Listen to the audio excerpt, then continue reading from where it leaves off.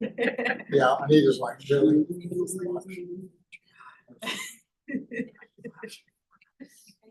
fun. It's true. I appreciate knowing what people. I know it's a very niche group of us. All right, Mary, I think we're ready. We don't make it sound. Very good. Good morning. My name is Robert Wilson Jr. I'm chair of the ABC Operations Committee. It is 10:35, and I'd like to call the April 23rd, 2025 Agency Operations Committee meeting to order. Please be aware this meeting is being broadcast via the internet. Members, as I call your name, please announce present. Richard Clemmer, Vice Chair. Present. Fred Farias. Present. Juan Navarez. Present. Ashley Thomas. Present. Emma Wolfland. Present. Luke Swartz, student representative. Present. And myself, Malcolm Wilson Jr., president. Please record in the minutes that we have a quorum.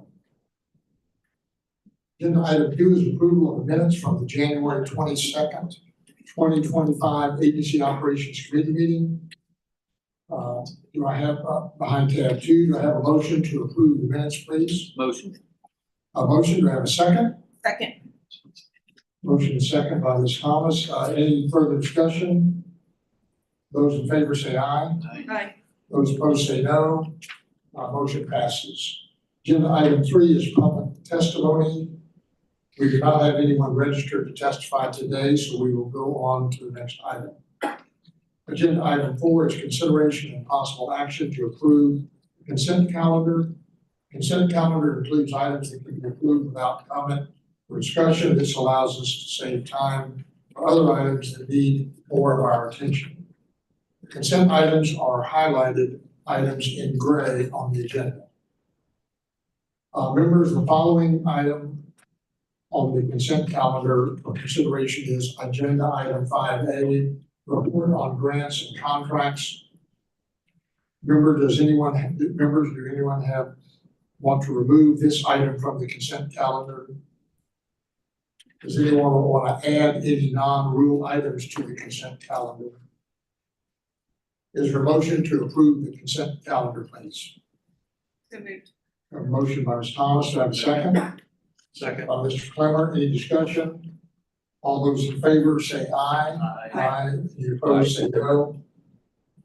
Motion passes. We will move on to agenda item 5A was approved on the consent calendar. Agenda item 5B is an update on the 89th Texas legislative session.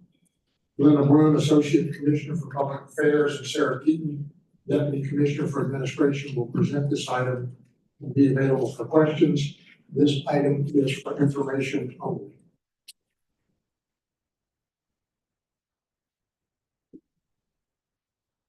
Ms. Bruin and Ms. Keaton, we are anxiously awaiting for your update on what's going on. Thank you, Mr. Chairman and committee members. Glenna Bruin, Associate Commissioner of Public Affairs. For our legislative report, we have 6 remaining Fridays, which equates to 39 days left until sign die. And that number seems to be symbolic as the water is rising and the floods are approaching. But I think we're prepared, so I think we're going to be okay. The long days on the floor and late evenings in committees are occurring with earnest now, and we are on this side of session and still so much left to do. Bills are making their way through the House and Senate committees and are scheduled for calendars and to be heard on the floor of each chamber and then headed back to opposite committees. We continue to work daily with leadership offices, crafting and honing ideas so that legislation makes the most sense for our state and for our students. Dr. Rotzer has testified in both the House and Senate Higher Education committees on a regular basis, as you've seen in email. And from our deputies and experts, they have all been on the ready as resource witnesses in every single higher ed hearing thus far. For example, if you see any tired eyes here, Sarah was served as a resource in Senate K-16 last night and skillfully answered questions, as always.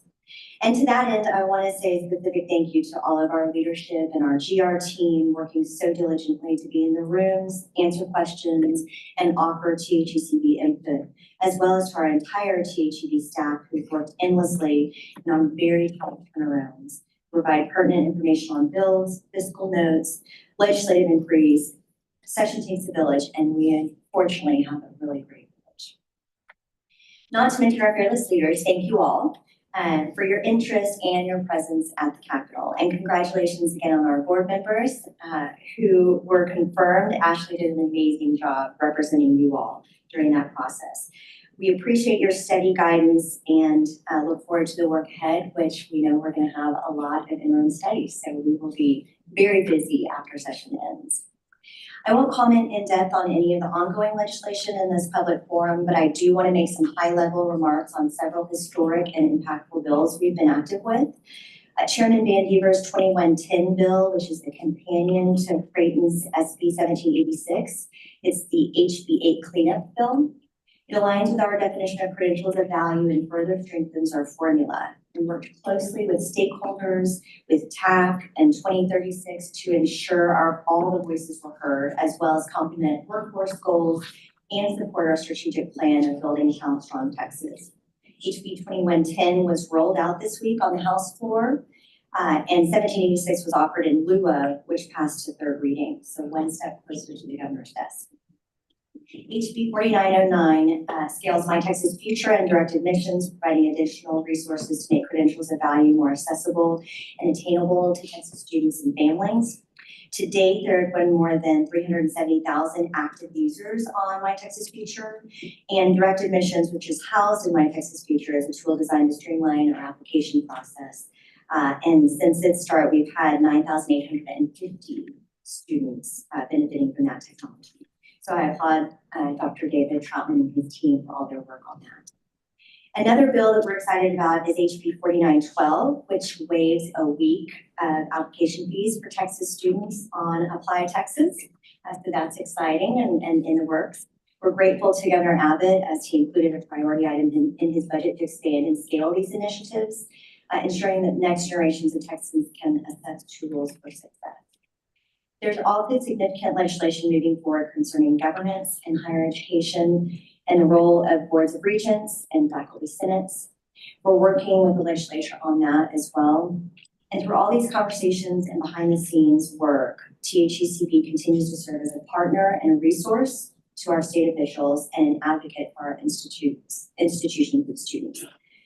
We also sent out a high-level update on budget proceedings where we find ourselves in the House and Senate. And Sarah's going to share a few more details. Good morning.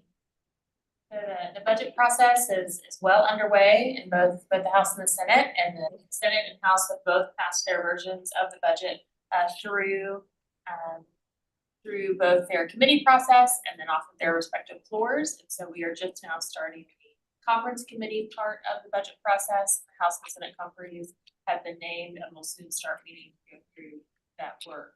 From a coordinating board budget perspective, just as a reminder, we had 3 exceptional items. 2 of those exceptional items were fully funded in both bills as introduced.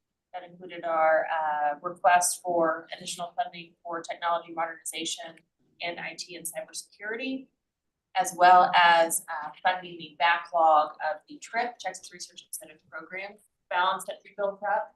So both of those were included in the bills as introduced and have been maintained through all the different versions of the budget as it has moved through the process. So those are both still included. Our third exceptional item request was for financial aid, additional funding for financial aid and several different programs.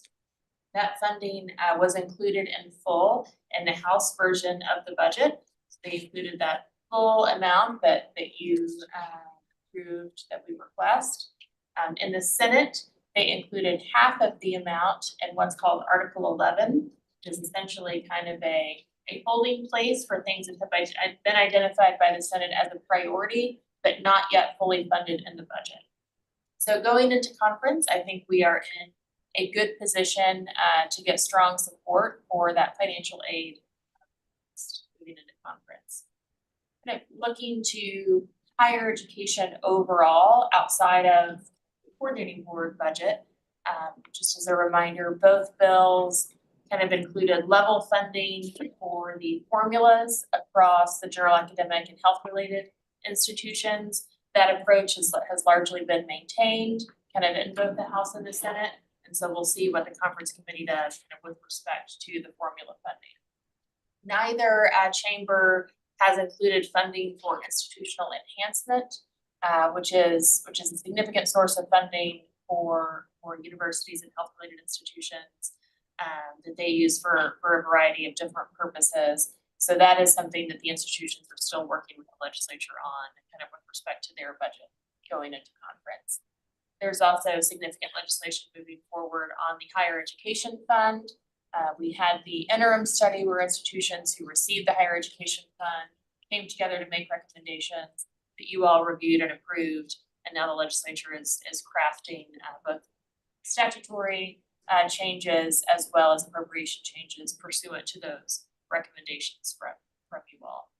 So those are sort of the significant budget pieces in play right now. Happy to answer any questions. Great, thank you very much. So it sounds like from a coordinating board, ongoing budget, we're kind of stable level, so no new items there. And then on the aid, the House put the full, the Senate put in a half, but that would mean they're thinking about half, they just put it kind of on the shelf to circle back later and address. Yeah, and the Senate in their approach and their budget to higher education, I think in committee, they described it as lean. So they took kind of a lean approach in committee, and then now they're working through that in conference. But I think there's strong support among the members of leadership for financial aid. Any other questions? I was just gonna make a comment. Was there anything in there that you've seen? You did a very good analysis of that, both of you, thank you. Was there anything that was surprising or anything that specifically the coordinating board you saw stood out? No, I think in addition to all of the, big priority pieces of legislation that Glenna talked through, we're working with staff and members on a variety of other bills that are out there that affect higher education and the coordinating board. So a lot of, outside of those really big signature pieces, a lot of other things that, that people have filed that are moving through the process that we're working with them on. And I should have also mentioned for the budget process, another piece of the conference committee will be working through contingency riders. So pieces of legislation that have a fiscal impact on the coordinating board, we'll need to kind of keep tracking those and work with the conference committee on if any of those are going to pass, kind of what funding we might need to implement. So that's another thing that we're tracking and working with folks on. So I wouldn't describe anything as kind of popped up as a surprise yet, but six Fridays left, so On the we'll see. defensive side, is what I'm getting at. Yeah. Of anything that we need to be looking at on the defensive side that stood out. I haven't seen anything, Commissioner. Okay, I do want to really thank you, Ms. Brown and Sarah Keith and Commissioner. I've had the opportunity to be at the Capitol, and Commissioner, you've done an outstanding job in your new role to be able to jump in. And Ms. Bruin and your team, the GR team for the coordinating board's done a great job. I've been up there, seeing them in action and been part of it, and it's been a great team effort. Because higher education is taking a big hit right now. But the fact of the matter is our team is doing a great job, and I want to publicly let y'all know that's appreciated and everything that y'all are doing during the session, which requires a lot of extra time and work. We appreciate it. Yeah, and I would just echo that, all I've heard are good compliments from the legislature in connection with the coordinating board. So thank you, Commissioner and team, for maintaining our good reputation. Commissioner, you've done a good job in the hearings. They can ask any question they want, so you never know. Any other questions? Hearing none, we will move on to the next item, agenda item 5. Thank you. Agenda item 5C is consideration of possible action to approve revisions to the Texas Higher Education Coordinating Board's ethics policy. Nicole Bunker Henderson, General Counsel, will present this item and will be available for questions. Ms. Bunker Henderson. Morning, Chairman Wilson and members. I just got so excited about the ethics policy. Wanted to come talk to you about it. So we have a few updates to the board's ethics policy. It is required by law and the government code. The board adopted policy that provides basic sort of above minimum standards of state law for the board members, for the employees, for the commissioner. So we have just kind of three key updates to this policy. One is ensuring that it complies with the governor's executive order GA 48, which is hardening state government. So it addresses conflicts related to foreign nation gifts, things like that, that are required to be in the agency's policy. So this version incorporates those. We also clarified that certain conflicts of interest that apply to board members and conflicts of interest law that apply to board members also apply to the position of Commissioner of Higher Education when the commissioner is acting in the role or acting on authority delegated by the board, as is permissible under the Education Code. And then finally, we just made a few small edits and clarifications around the acceptance of gifts and outside employment and professional capacity activities for state agency employees to make sure that those are all sort of updated, clear, in compliance with state law. And with that, we would recommend for approval the board adoption of the revised ethics policy. Great, thank you very much. Any questions regarding the update of the policy? If not, is there a motion to approve the revisions to the Texas Higher Education Coordinating Board's ethics policy? Okay, motion and second. Any discussion? All those in favor say aye. Aye. Aye. Any opposed, say no. Motion passes. Thank you very much. Agenda item 5D is consideration of possible action to adopt a recommendation to contract with a vendor to provide loan management software and support for agencies' student loan programs at a cost not to exceed $11,500. Caitlin Yost, Assistant Commissioner for Contracts and Procurement, and Charles Pools, Assistant Commissioner for Student Financial Aid Programs, will present this item and be available.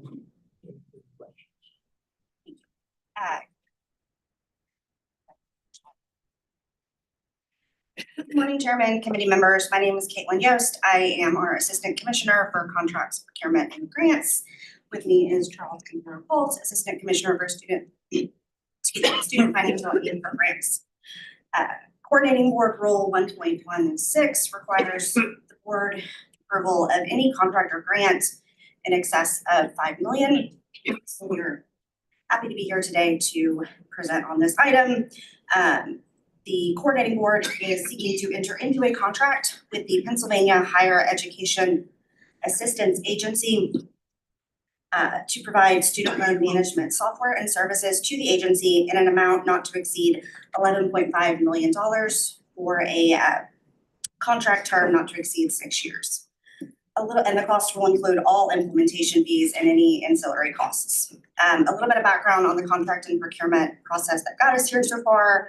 So the agency's current vendor for these services provides us with a legacy software system that the vendor is no longer going to be maintaining. I believe we're their last standing client, and then they'll be moving into a different model moving forward. So there was a critical need identified to find a replacement system to offer the student loan management software service for our financial aid programs division.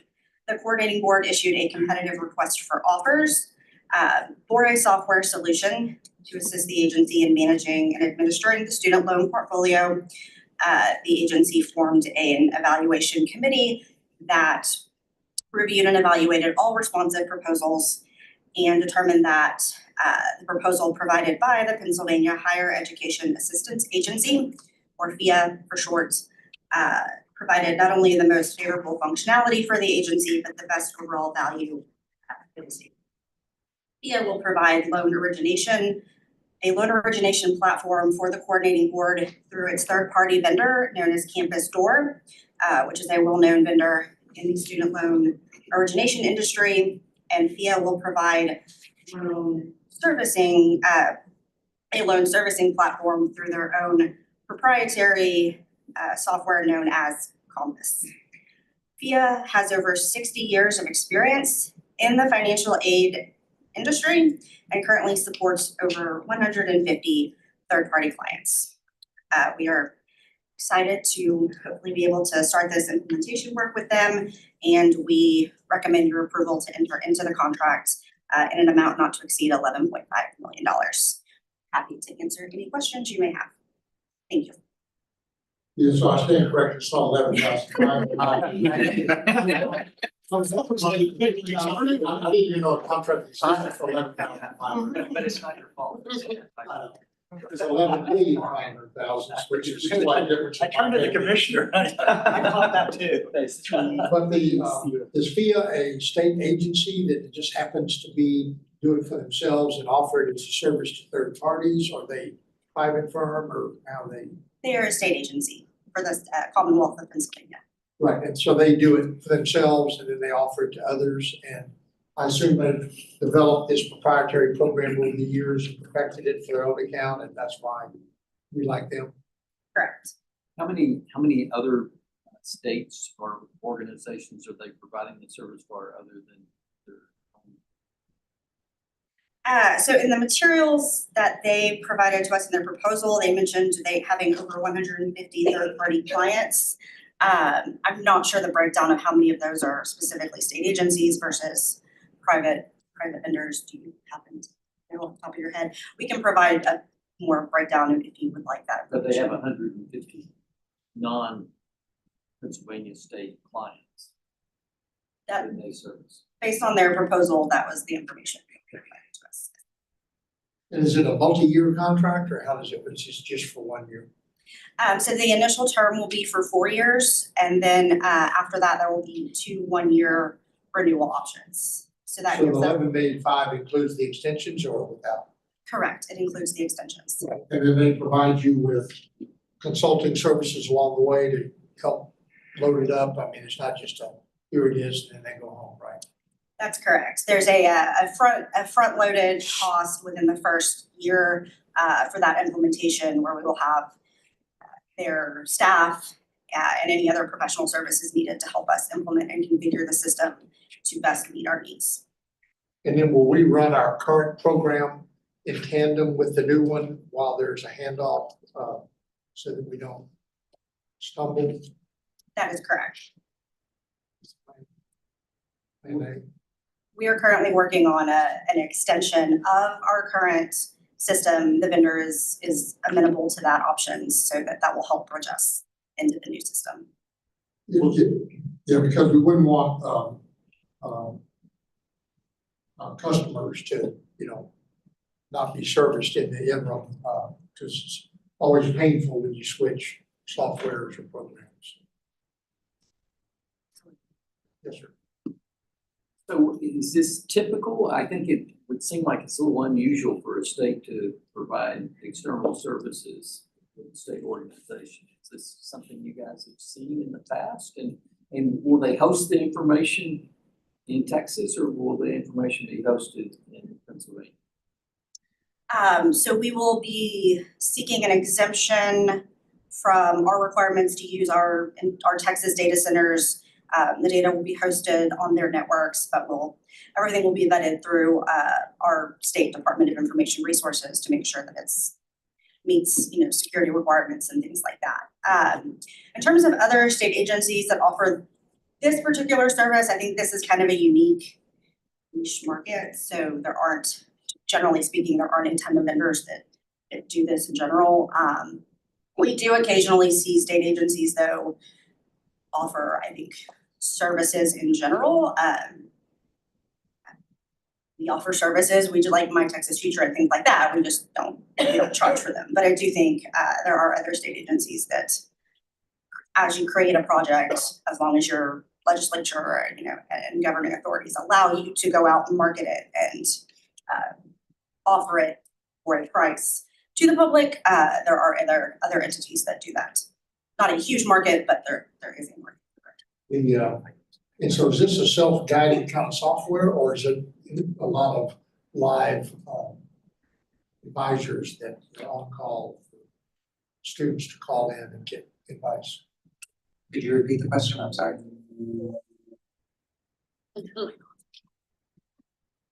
The question is this just software only or is it live contact personnel that It's just the software. So we will continue to service our loans in-house, using our own customer service representatives, Right, to so all handle the- everything. All the personnel in theory are in-house, Yes, using yes. their software.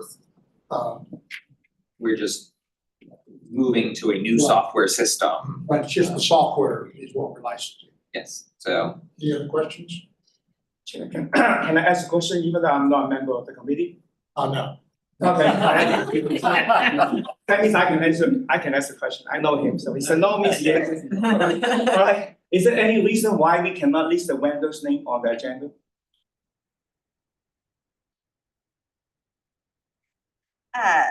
So I believe we list it on the supplemental materials. There's not a firm reason why we can't list it on the agenda. We are still in contract negotiations, however, so we prefer to, if we can, put it in the supplemental and not on the agenda, just to be respectful of our procurement process.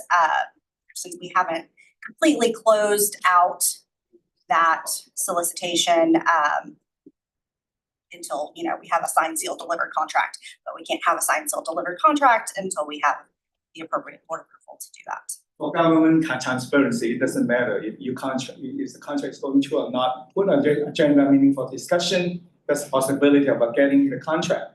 That's why we need the public know that we are interested in contracting a particular vendor. And we are in discussion with contracting them. Those are transparency issue, not the procurement issue. But if there is an agency criteria, I don't debate that. But I think for transparency issue, we should put all the vendor on the agenda. That's what all the government agencies do. Yes, sure. I just want to clarify to make sure we're all on the same page. The name of the vendor is included in the blue page that is posted on the web for this. I understand that. Okay. I So I understand. just wanted to, So there's no reason not to put it on the agenda because his name already out there. That's what I'm trying to say. So why we not putting on the agenda? So I still don't get a very good answer for that. So I guess a little bit of background on the reason, from the procurement angle, there are a handful of state statutes that make solicitations that Texas agencies do, somewhat of a shrouded process. The proposals that we receive are deemed to be, confidential until such time as we can say we've chosen a vendor, and then everything is public and we can make everything public. But while we're under that purview of the evaluation, there's some governing law that we are bound to. So we're trying to kind of do as best we can to abide by this process, request approval, and make you guys aware of the vendor, but also be respectful of those I fully regulations. understand, I appreciate that, but when during that discussion, it's public meeting, people already know. Anyway, It's one of the fun things about, I appreciate it. we have to have approval to enter into the contract, so we don't wanna come up here and ask for approval to enter into a contract with an unnamed vendor. So that's why we are. I hate to debate to the death, but what I'm saying is the public already know if they want to know, they already know who the vendor is, even though the contract is not finalized today. They know if they listen to this meeting, they know who the vendor is, so why not put it on the agenda? So, That is a fair point. Point taken, thank you. Yeah, thank you, appreciate it. On any other questions from? No, I'm not a member, so I cannot. Thank you, Ms. Yost and Dr. Carol Pills. No other questions? Is there a motion to adopt the recommendation to contract with Pennsylvania Higher Education Agency, Assistance Agency, FIA, to provide loan management software and support for the agency's student loan programs at a cost not to exceed $11,500,000 over a maximum contract period of 6 years? Do I have a motion, please? I'll move. Emma? Holtzberger, do I have a second? Second. Second, Mr. Clemmer, any discussion?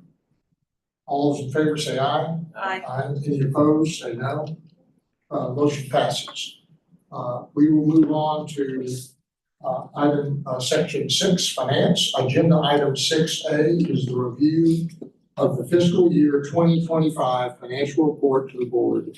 This item is for information only. Mr. Fantini, please give us your presentation. Good morning. Hello, my name is Anthony Infantini, Chief Financial Officer. It's my pleasure to present this financial report. So the report now it covers half of the 2025 fiscal year that began in September, and it's the second year of our current 2-year biennium. And just kind of tie into Tara and Glenna's presentation. The budget being considered by the current legislation will cover spending from September 2025 through August of 2027. Since we're in the second year of the biennium, what the report contains in budget adjustments are primarily our unexpended balance or UB adjustments that align funds across fiscal years within the biennium. What we are doing now is continuing to monitor our funding availability at the detail level to make sure we can align our 2025 balances as needed with additional budget adjustments for the rest of these fiscal quarters. Looking at the balances and looking at our authority, we believe we have all the flexibility needed to accomplish that at this time. Then kind of shifting towards the back of the report, our bond and loan portfolio. As I've noted in the past, the loan demand has been lower this year due to the full implementation of our manageable debt limits. What this does is try to help keep the sizing of our upcoming bond issue and overall debt outstanding low. There are a couple of factors I want to bring to the board's awareness that could impact the bond issuance. First, there is some overall uncertainty about tax exempt bonds in general, and certainly bonds such as ours, which are private activity bonds. So we're working now to streamline all of the required steps to issue our tax exempt bonds to fund our loans for the next academic year. We're also monitoring potential federal legislation that could impact loan demand in general, such as potential sunset of Grad Plus or Parent Plus loans at the federal level, which may have an impact on students seeking loans from our program. And given the current interest rates and to streamline this approval process, given those uncertainties, we're not pursuing the refunding bonds in our current bond offering, but we have conducted our TEFRA hearing in March and submitted information to the Bond Review Board to progress in our compliance requirements. And we've also received confirmation recently from both Standard & Poor's and Moody's that our bond will again receive the highest credit rating that can be issued. As always, we're going to continue monitoring the economic conditions to hopefully issue bonds in a manner that minimizes costs to students for the loan program. And with that, I'm happy to answer any questions you may have. So with regard to our bonds, we have a higher than average performance rating, do we not? We have, Yeah, I think we have one of the best as far as we're so students again, repaying their loans.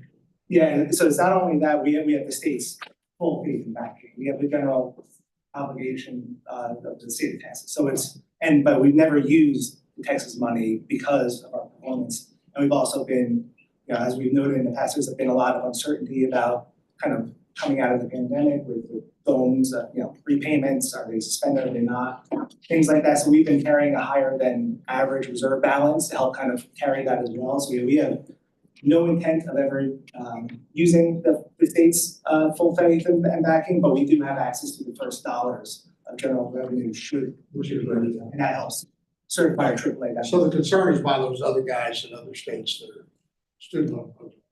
Yes, those are kind of revenue backed. So we have been fortunate with that. I think I mentioned our current loan rate is actually lower than the federal direct loan, which is pretty unique. And do we expect to be fully committed by the end of the our period, the available budget? Yes. Fully encumbered, sorry. To the extent that it warrants, I mean, there are some programs where we have kind of either through the grants have either sent back money from prior years that'll carry a balance or kind of for whatever reason with the way that the funding works, so it have a remaining balance, but there's no issues in our budget, like, we can transfer money, we can move money, there's nothing there that would restrict us from spending money that we've been authorized to do so. We have all the tools we need at our disposal. Members or anyone else, any questions? Actual reporting. You're none, thank you very much. We appreciate it. If no other items on this is just for information, so we will move on to the next item. Agenda item 7A is the auditor's update on internal audit reports and activities. This item is for information only as well. Arby Gonzalez, Assistant Commissioner of Internal Audit, will present this item and be available to answer any questions. Thank you, Chair Wilson. Members, my name is Arby Gonzalez, and I serve as the Assistant Commissioner for Internal Audit and Compliance. I'll present a brief status on the internal audit activities since our January committee meeting. We are currently conducting our audit medical education grant administration process. We completed our work related to the planning and partnership portion of that grant and on the middle field work on the larger expansion. We also started an engagement leveraging work we did during the GME audit that will provide recommendations, best practices, and agency examples to continue to improve grant administration processes across the entire agency. We're also conducting field work on the academic program approval process, and we started our initial planning on our audit of community college finance. This year, we're focusing on data management. We're also rounding out our internal audit team by recruiting a senior internal auditor, hopefully one with heavy IT audit experience. We should be able to learn more about that recruitment and whether it came up or not. In July, we'll present the internal audit plan for projects that we'll conduct in FY26. We'll reach out and work with each one of you as well as key agency management and staff to get input and feedback about any priorities or any strategic projects that you'll be interested in the next fiscal year. This concludes my presentation related to internal audit, and I'm happy to answer any questions. Thank you, Mr. Gonzalez. Any members, any questions for him? If not, hearing none, we'll move on to the next item. Agenda item 8A, 1 through 9, on the auditor's update on state and federal compliance monitoring reports and activities. This item is for information only as well. Arby Gonzalez, Assistant Commissioner, Internal Audit and Compliance, will present this item and be available to answer any questions. Mr. Gonzalez. Thank you, Wilson. I'll provide a brief update on our compliance activities since our last committee meeting in January. Related to state compliance monitoring, we completed 8 state compliance monitoring projects plus our quarterly corrective action status report since our AOC meeting in January. Each of these reports is included in your materials. We also completed our work related to sexual misconduct reporting, which we also, I also presented earlier this morning during the cause. I don't have any specific reports to highlight this particular meeting related to our compliance monitoring. We are conducting a risk assessment for our FY26 compliance monitoring plan, and we'll present that plan during our meeting in July. Next, regarding federal compliance monitoring, we are working towards completing our GEAR subrecipient monitoring. We completed our reviews of programs FY23 funding, and we began our reviews of programs FY24, as well as our institutional single audit reporting for FY24. This concludes my compliance monitoring update, and I'll be happy to answer any questions you may have. Very good. Arby and I discussed, with the, changes in the Department of Ed and everything else, they're kind of keeping their ear to the ground proactively to see what's coming up next, because no one knows yet. So his team will be back with any suggestions based on what they come up with. So who gets which ball going forward? Any other questions for him? No, I just want to make a comment, Mr. Chairman. Thank you, for sending out the updates on what's going on between meetings on those compliance issues. So I do read those.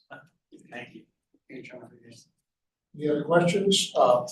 Hearing none, we'll move on to the next item, which is adjournment. This concludes the AOC Operations Committee meeting. The time is 11:13. Do I have a motion to adjourn, please? Motion, do I have a second? Second. Motion second. All in favor, say aye. Aye. Opposed? Hearing none, we are hereby adjourned.